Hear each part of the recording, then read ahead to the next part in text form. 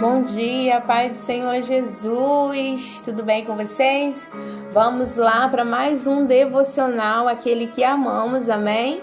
A palavra de hoje se encontra no livro de Atos dos Apóstolos, capítulo 3, que vai falar a respeito da cura de um coxo de nascença, amém? Glória a Deus. Fiz algumas anotações hoje. Ande com quem tem propósito e não propostas, amém?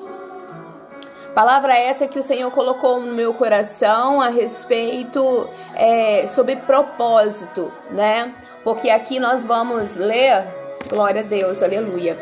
Pedro e João subiam juntos ao templo à hora da oração nona. Era levado um homem que desde o ventre de sua mãe era coxo, o qual cada dia o punham à porta do templo, chamada Formosa, para pedir esmola aos que entravam. Ele, vendo a Pedro e João, que iam entrando no templo, pediu-lhes uma esmola. Pedro, com João, fitando os olhos nele, diz: olhe para nós. Ele então olhou atentamente para eles, esperando receber alguma coisa. Pedro, porém, lhe disse: não tenho prata e nem ouro, mas o que eu tenho, isso eu te dou. Em nome de Jesus Cristo Nazareno, anda. E tomando-o pela mão direita, o levantou logo, e os seus pés e tornozelos se firmaram. Ele deu um salto e se pôs de pé, e passou a andar e entrou com eles no templo, saltando e louvando a Deus. Glória a Deus, aleluia. Palavra essa que o Senhor colocou no meu coração na manhã deste dia, que fala a respeito de propósito.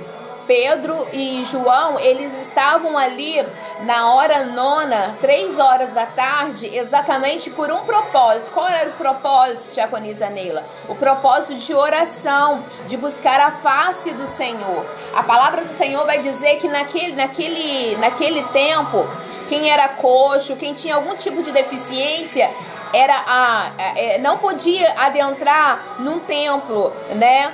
Não poderia entrar em determinadas localizações. A palavra do Senhor vai dizer que este homem, ele era carregado por alguém e era posto à porta. Uma porta que era chamada Formosa, que era feita de um material, né, que deixava com que ela fosse vista dessa maneira, formosa. A palavra do Senhor vai dizer que este homem, ele não sofreu um acidente e ocasionou uma lesão de modo que ele ficou sem andar. Mas a Bíblia vai dizer que este homem, desde quando ele nasceu sem expectativa. Eu acredito que a mãe deve se alegrado pelo nascimento, mas não pelo fato da maneira que ele nasceu. Ele era coxo, ele era impossibilitado de poder caminhar, de poder ir a uma escola, vamos dizer, nos dias atuais. Ele era impossibilitado, ele era carregado de um lado para o outro. Alguém disse: olha, vamos nos colocar aqui até determinado horário. Eu quero liberar uma palavra de Deus sobre a sua vida, algo que o Senhor me deu e eu quero compartilhar com vocês, amém? Não tenha dependência no homem, porque quando nossa dependência está no homem, somos impedidos de chegar aonde queremos. Quando nós somos carregados por alguém, nós temos um limite. A pessoa vai nos levar até aqui.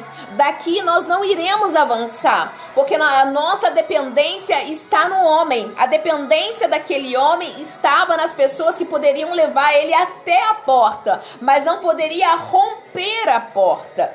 E eu quero liberar essa palavra de Deus sobre a sua vida nesta manhã. Não tenha dependências no homem, porque o homem pode te frustrar, pode te entristecer, mas o Senhor, se você estiver pautado na palavra do Senhor, Ele não vai falhar com você. Glória a Deus, aleluia. A palavra do Senhor é clara em nos dizer que este homem, ele estava ali com um propósito. Qual era o propósito dele? O propósito dele era simplesmente conseguir alguma coisa. E a palavra do Senhor vai dizer para mim e para você que o que o Senhor tem para mim, tem para você, não é alguma coisa. Porque o que o Senhor tem para mim e para você são coisas maravilhosíssimas que nem com os nossos olhos nós vimos, nem com os nossos pensamentos nós conseguimos pensar e nem chegou ao nosso coração. São as coisas que o céu tem preparado para mim e para você. Gloriandaraia, subcantaraia, súbia. Espírito Santo de Deus, eu sinto a graça de Deus aqui nesta manhã. A palavra do Senhor então vai seguir nos dizendo que este homem, ele estava ali com um intuito de receber alguma coisa. Mas a palavra do Senhor vai dizer que Pedro e João não tinham alguma coisa para poder oferecer. Porque o que Pedro tinha, o que João tinha, era algo que mudou a história deles. Vocês se lembram bem que quando em Lucas capítulo 5, Jesus chega naquela praia, vê Pedro lavando as suas redes, Simão lavando as suas redes, a palavra do Senhor vai dizer o seguinte, que Jesus ele declara: volte ao alto mar, lançai as vossas redes. E a palavra do Senhor vai dizer que Pedro ele era um pescador experiente. E a palavra do Senhor vai dizer que ele vai falar: Senhor, pesquei a noite toda, mas sobre a tua palavra eu vou lançar novamente as redes. Ele decidiu viver um propósito com Cristo. E a palavra do Senhor vai dizer que Simão, ele decidiu viver um propósito com Cristo.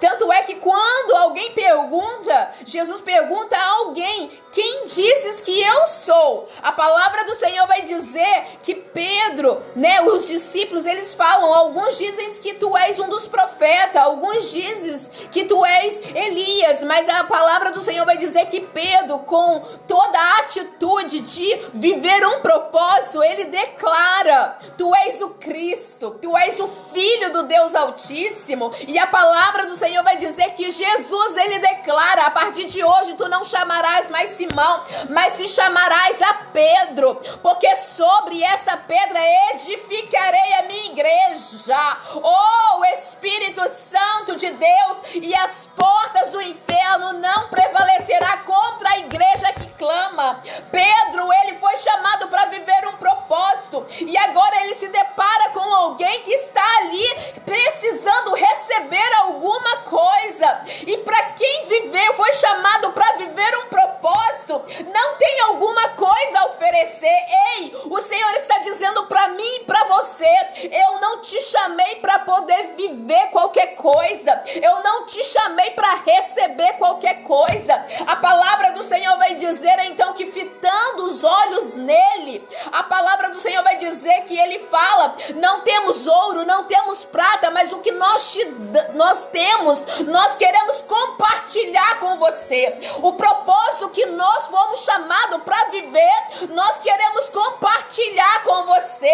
E o propósito que eu vivo, ele se chama Cristo. Então, no nome dele, levanta e anda. O Senhor está convidando para viver um relacionamento, um propósito com ele. O Senhor está te chamando para não receber qualquer coisa, qualquer proposta, porque a palavra do Senhor veio ao meu coração dizendo: fala aos meus filhos, ande com quem tem propósito e não com quem tem proposta. A proposta dos homens para aquele homem era: nós iremos te deixar até aqui, mas o propósito vai fazer com que você rompa. Oh, glorianda, raia, subcantaraia, súbia. A palavra do Senhor vai dizer então que aquele homem, ele se levanta, ele dão a mão àquele homem e se levanta. Ei, o céu está dizendo, Deus vai preparar pessoas para te estender a mão, para te ajudar a levantar, para viver um propósito, porque a palavra do Senhor fala no Salmos de número 40, tirou os meus pés de um charco de lodo e me pôs os meus pés sobre a rocha e firmou os meus passos. O Senhor vai colocar pessoas do teu lado, além de você viver o propósito, vai firmar os teus passos para você caminhar com a rocha. E quem é a rocha? A rocha é Jesus. A Bíblia vai dizer então que esse homem, ele ajeita os pés e ele se levanta, e a Bíblia vai dizer que ele entra junto com Pedro e João dentro do templo. Ele entrou saltando e louvando, engrandecendo o nome daquele que vive e que reina para todo sempre. Ei, você está tendo a magnitude daquilo que o céu tem proposto para a tua vida. Não queira viver aquilo que é temporário aos teus olhos, mas passe a acreditar que o céu tem um propósito para você viver. E o que o céu tem reservado para você, nem com os teus olhos você viu, nem passou pelos teus pensamentos, nem projetou ao teu coração. São coisas que o céu tem determinado sobre a tua vida. É infinitamente melhor, porque os pensamentos de Deus ao meu teu respeito são pensamentos de paz e não de mal, para nos dar um fim, ou um recomeço, ou uma história de honra. Toma posse dessa palavra. Viva com quem tem propósito para você. Viva do lado de alguém que possa te fazer caminhar junto e entrar no templo e adorar aquele que tem promessa para se cumprir sobre a sua vida.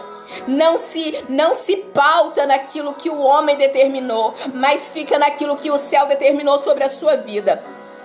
Ele foi ali com um propósito de conseguir alguma coisa, mas o que Deus tinha para ele era algo excelente. Viva com algo que é excelente e o nome do Senhor será glorificado na tua vida. Amém?